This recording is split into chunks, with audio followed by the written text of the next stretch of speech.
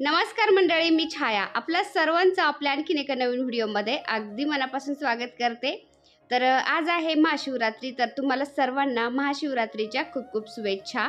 तर हा व्हिडिओ आहे काल संध्याकाळचा। काल संध्याकाळी हा व्हिडिओ शूट केला होता मी।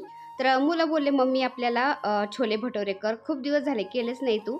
तर छोले भटोरे म्हणजे पांढरे चण्याची भाजी नाही करत मी, जे आपले गावरान चणे असतात ना, गावरान हरभरे, तर त्याचीच भाजी करत असते। तर चला म्हणलं तुमच्याशी पण मी त्याची रेसिपी शेअर करते आणि भटोरे बनवायचेत ना, तर भटोरे पण मी कसे करते त्याची पण रेसिपी तुमच्याशी शेअर करते। तर काही वेळा काय होतं, भटोरे असे नरम पडतात, तर नरम पडू नये यासाठी मी त्याच्यामध्ये काय घालते तुम्हाला दाखवते मी आता। तर सगळ्यात आधी मी आता मैदा चाळून घेते। तर आम्ही 5 जण आहेत ना, 5 जणांसाठी मी अर्धा किलो मैदा घेतलाय आणि आता त्यासाठी मी अर्धी वाटीभर रवा घेते। तर भटोऱ्यामध्ये रवा का घालायचा? रव्यामुळं काय होतं, भटोरा असा म्हणजे चिवट होत नाही किंवा नरम पडत नाही। भटोरा तेलामध्ये तळल्यानंतर एकदम टम्मा असा फुलतो आणि फुलल्यानंतर बराच वेळ तो जसून तसाच राहतो, अजिबात तो नरम पडत नाही। तर भटोरा एकदम असा कडक राहण्यासाठी, चिवट न होण्यासाठी आपण थोडासा रवा वापरायचा त्याच्यामध्ये।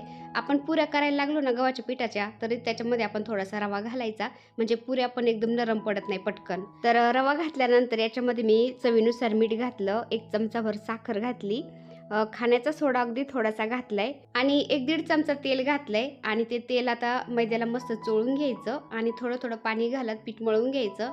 जसं आपण चपात्याला पुऱ्याला पीठ मळतो ना, तसंच मळून घ्यायचं आणि 5-10 मिनिटं थोडंसं भिजायला ठेवून द्यायचं। त्यानंतर आपण भटोरा करू शकतो। तर भटोऱ्याचं पीठ मळलं मी, थोडंसं झाकून ठेवून दिलं, थोडा वेळ ते भिजलं की छान भटोरे होते। आणि बाकीचं काय काय सामान लागतंय ना स्वयंपाकाला, ते मी काढून दिलं मुलांकडं, मुलांनी वरती आणलं ते टेरेसवर आणि थोडंसं सामान वरतीच ठेवत असते मी। फौजी साहेबांची एक पेटी ना मोकळी, त्याच्यामध्ये मी थोडंसं सामान काय लागतंय ते ठेवत असते।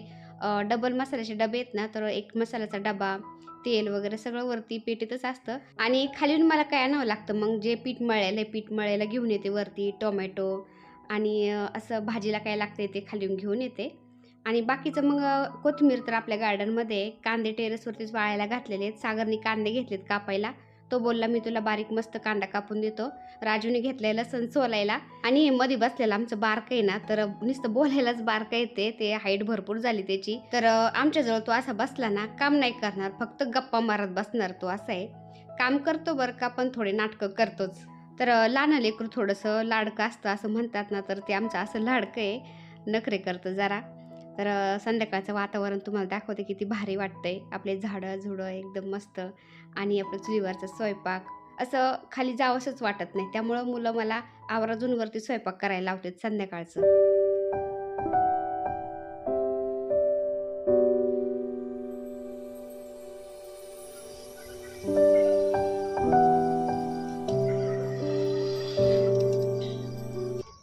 तू माझे चूल आहे ना, इजून टाकशील बरं का आकाश, छोटंसं एखादं लाकूड घाल त्याच्यात।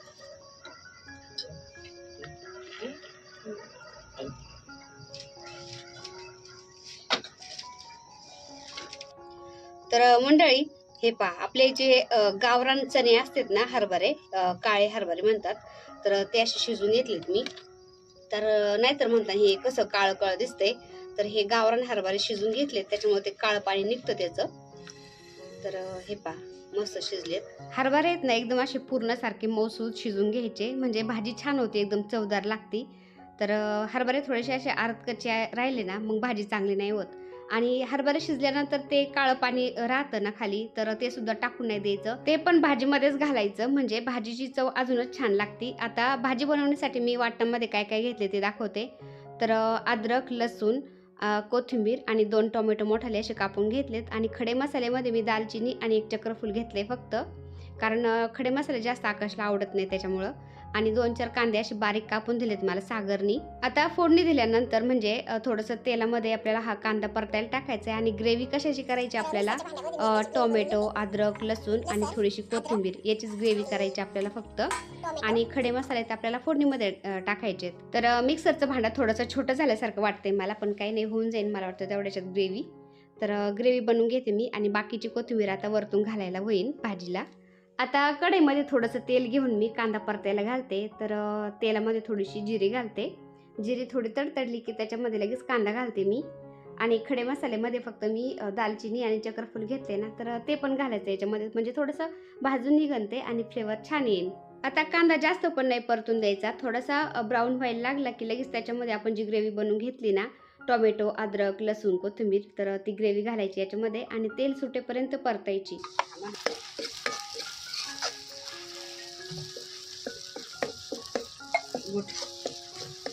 आता ह्या मिक्सरच्या भांड्यामध्ये आपण ग्रेव्ही बनवून घेतली ना, तर याच्यातच आपल्याला 2-3 चमचे हे चणे घालायचे आणि वाटून घ्यायचे थोडेसे, म्हणजे भाजीला घट्टपणा येतो. हे पहा, एवढीच घालायची. तर हळद घालते याच्यामध्ये मी, आपल्याला तिखट कसं लागतंय ना त्यानुसार घालायचं. गरम मसाला, लाल मिर्च पावडर, कांदा लसूण मसाला जे घालायचं ते घालायचं. तर असे आपले जे बेसिक मसाले आहेत ना, ते घालायचे फक्त याच्यामध्ये. लाल तिखट, कांदा लसूण मसाला, गरम मसाला, हळद आणि आपल्याला तिखट कसं लागतंय त्यानुसार आपण कमी जास्त करू शकतो. तर मसाले घातल्यानंतर तेल सुटेपर्यंत याला परतून घ्यायचं, म्हणजे चव छान लागते भाजीची. तर मसाल्याने तुम्ही बघू शकता मस्त तेल सोडलंय. आता याच्यामध्ये घालते मी आता शिजलेले चणे. चणे शिजायला ना मी चवीनुसार म्हणजे मीठ घातलेलं आहे त्याच्यामध्ये. नंतर आपल्याला कमी वाटलं तर आपण नंतर घालू. तर गावरान हरभऱ्याची भाजी खरंच खूप छान चवदार होती. आमच्या घरातल्या सगळ्यांना आवडती. तर हवं तर आपण याच्यामध्ये एक शिजलेला बटाटा पण घालू शकतो, किंवा आपण जेव्हा हरभरे शिजायला घालतो ना, त्याच वेळेस आपण याच्यामध्ये एक चिरून बटाटा घालायचं, म्हणजे अजूनच भाजी छान होती. तर ताईंनो, कालचा जो व्हिडिओ मी अपलोड केला होता ना, त्या व्हिडिओला सगळ्यांनी भरभरून प्रेम दिलं. त्याबद्दल सर्वांची आभारी मी. आणि कालच्या व्हिडिओच्या इतक्या कमेंट आहेत ना ताईंनो, मला अजिबात वेळच मिळाला नाही रिप्लाय द्यायला. तर सॉरी ताईंनो. जसा वेळ मिळतो तसं मी रिप्लाय देत असते, पण कधी-कधी वेळ मिळत नाही. काल पण व्हिडिओ अपलोड करायला मला संध्याकाळ झाली होती. तर आपण चणे थोडेसे वाटून घातलेत ते याच्यामध्ये. तर त्याच्यामुळे काय झालंय, एकदम असा घट्टपणा आलाय भाजीला बघा. आता शिजून देऊ आपण. तर हे बघा मंडळी, आपली काळ्या चण्याची मस्त भाजी तयार आहे. तर काय करतात, छोलेला आपले काळे छोले मस्त गावरान भाजी केली, बघू शकता तुम्ही. मस्त अशी घट्ट झाली आणि चव पण छान झाली. तर मी चणे शिजायला मीठ घातलं होतं ना, तर याच्यात मी चेक करून पाहिलं ना, तर मीठ घालायची काही गरज नाहीये, एकदम व्यवस्थित झाली. तर याला मी उतरून ठेवते आता आणि भटोरे करून घेते. तर हे पहा, थोडीशी कोथिंबीर घालते वरून आता, आपल्या गार्डन मधली.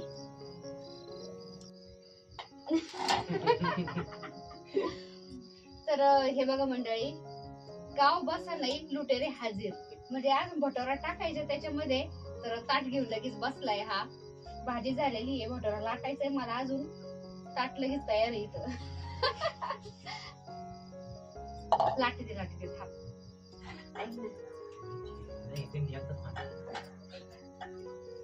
माहिती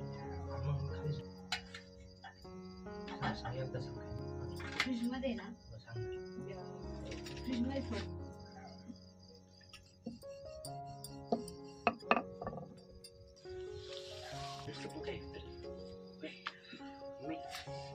कडक होती ना?